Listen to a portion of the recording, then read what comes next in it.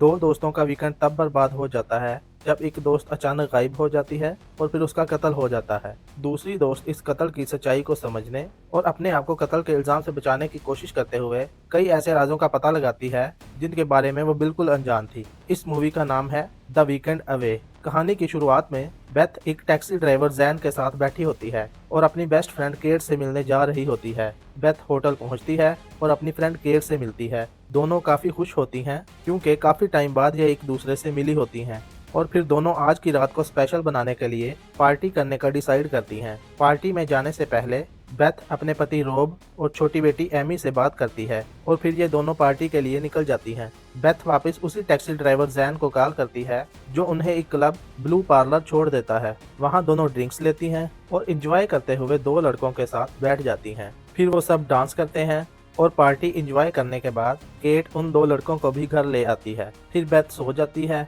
लेकिन अगले दिन जब सुबह बेथ उठती है तो उसकी तबीयत खराब होती है और वो देखती है कि उसके रूम में खून के छींटे पड़े हुए हैं और सबसे बड़ी बात, उसकी बेस्ट फ्रेंड केट कहीं गायब हो चुकी है। बेथ पुलिस स्टेशन पहुंचती है जहां वो ऑफिसर पेविक को बताती है कि उसकी फ्रेंड गायब है। वो इसकी बात को सीरियस नहीं लेता और 24 घंटे तक रिपोर्ट फाइल ना करने का कहकर बेथ को वापस भेज देता है। फिर बेथ जैन से मिलती है और उसे सब बताती है। वो उसे तसल्ली देता है कि तुम फिक्र ना करो, वो मिल जाएगी। रात में बेथ अपने पति रोब को कॉल करके सारी बात बताती है। रोब कहता है कि केट हमेशा से ऐसी पार्टीज करती थी, शायद अब भी वो किसी पार्टी में चली गई होगी। तुम फिक्र ना करो, वो जरूर आ जाएगी। अगले दिन बेथ जैन से मदद लेती है और जैन कहता है, मैंने सारी इन्फॉर्मेशन निकाली है। कल रात जो दो स्ट्रिपर तुम्हें मिले थे, मैंने उन्हें आज यहाँ बुलाया है। तभी वो दोनों स्ट्रिपर वहाँ आते हैं और जैसे ही बेथ को देखते हैं तो वो भाग जाते हैं। जैन उनमें से एक को पकड़ लेता है जो बताता है कि हमें केट ने हायर किया था और उसी के कहने पर हमने तुमको ड्रग्स दिए थे और हमने उस रात सिर्फ उसका बैग चुराया था। और फिर वो बेथ को केट का बैग वापस दिलवा देता है। फिर बेथ पुलिस स्टेशन जाकर ऑफिसर कोवैक से मिलती है और बताती है कि ऑफिसर पेविक ने केट की मिसिंग रिपोर्ट फाइल नहीं की। ऑफिसर कोवैक बेथ से कहती है कि तुमने ड्रग्स ली हुई थी और हो सकता है कि तुमने ही केट को कत्ल करके उसकी बॉडी को छुपा दिया हो। तुम्हें उस रात के बारे में याद नहीं कि तुम्हारा और तुम्हारी फ्रेंड का झगड़ा हुआ था, जो कि हमें उस क्लब में मौजूद लोगों ने बताया है। बेथ को ज्यादा कुछ याद नहीं आता, इसलिए वो वहां से चली जाती है। बेथ के होटल के 3 दिन पूरे होने के बाद होटल का मालिक सेबेस्टियन उसके रूम में आकर उसका सामान अजीब तरीके से पैक करने लगता है। बेथ कहती है कि ठीक है, मैं कोई और होटल ढूंढ लेती हूँ। सेबेस्टियन कहता है एक सस्ता रूम है उसके पास, लेकिन वो जरा नीचे है। यहाँ बेथ को सेबेस्टियन की अजीब हरकतें शक में डालने लगती हैं और फिर शिफ्टिंग के बाद बेथ बैग से केट का फोन निकालती है, लेकिन वो उसे अनलॉक नहीं कर पाती और उसे ये भी समझ नहीं आती कि उसकी फ्रेंड उसे ड्रग्स क्यों देती है। अगले दिन सुबह जब बेथ उठती है तो उसे लगता है कि कोई उसे देख रहा है। वो पूरे कमरे की चेकिंग करती है। तभी सेबेस्टियन बाहर से आता है और कहता है, क्या तुम कुछ ढूंढ रही हो? बेथ कहती है, मुझे लगा कोई मुझे देख रहा है। सेबेस्टियन कहता है, नहीं, यहाँ तो लोग आते जाते रहते हैं।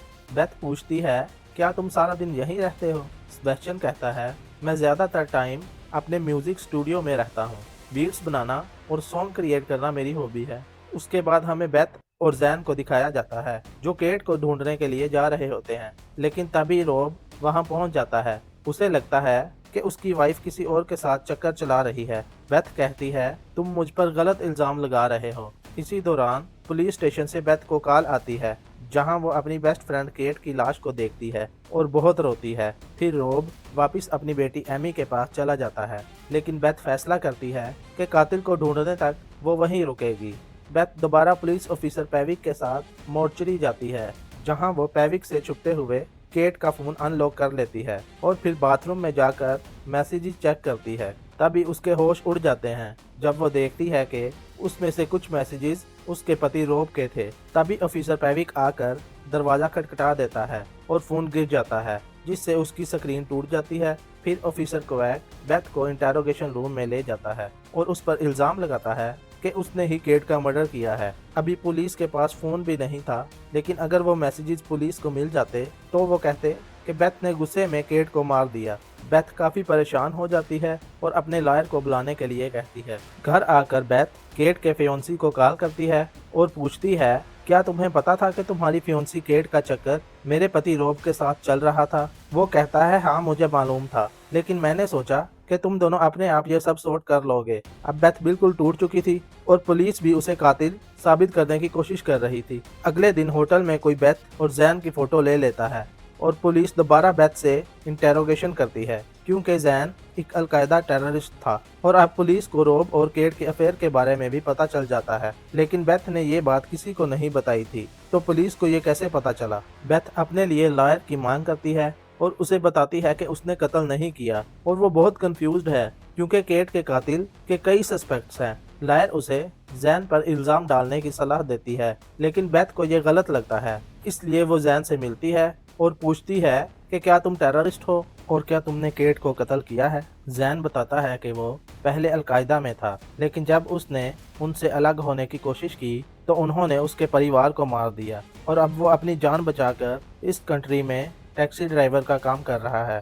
फिर बेथ होटल वापस जाकर सोचती है कि पुलिस को रॉब और केट के अफेयर के बारे में कैसे पता चला। तभी उसकी नज़र हिडन कैमरा पर पड़ जाती है जो मिरर के अंदर छुपा होता है। उसके बाद वो चुपके से सेबेस्टियन की चाबी ले लेती है और जब वो घर के बाहर जाता है वो सेबेस्टियन के म्यूजिक स्टूडियो में पहुंचती है और देखती है कि हर कमरे में हिडन कैमरास लगे हुए थे और वो हर किसी की रिकॉर्डिंग कर रहा था। अब बेथ उस रात की रिकॉर्डिंग देखने लगती है जिस रात उसकी बेस्ट फ्रेंड केट गायब हुई थी। उसमें वो देखती है कि केट 2 स्ट्रिपर लड़कों के साथ होटल आई थी जो उसका पैसा और बैग चुरा कर भाग गए थे।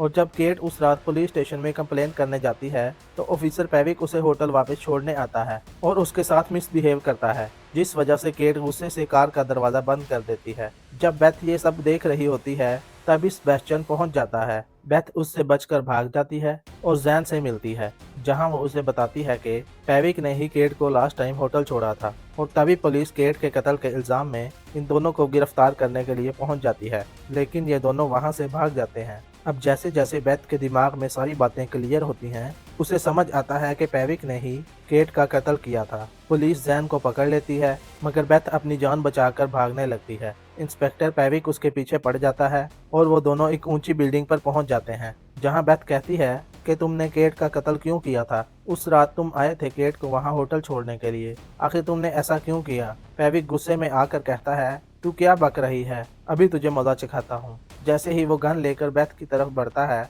उसका बैलेंस बिगड़ जाता है और वो नीचे गिरकर मर जाता है। पुलिस स्टेशन में ऑफिसर को बताती है कि पेविक ही कातिल था और सर्विलेंस फुटेज देखने के बाद उन्हें पता चलता है कि पेविक ने ही केट को मारकर समुद्र में फेंक दिया था। अब केस सोल्व हो जाता है। बेथ अपनी बेटी एमी के पास लंदन वापस आ जाती है और अपने पति रॉब से मिलती है, मगर तभी उसकी नज़र एक जैकेट पर पड़ती है जो उसने सर्विलेंस फुटेज में देखी थी।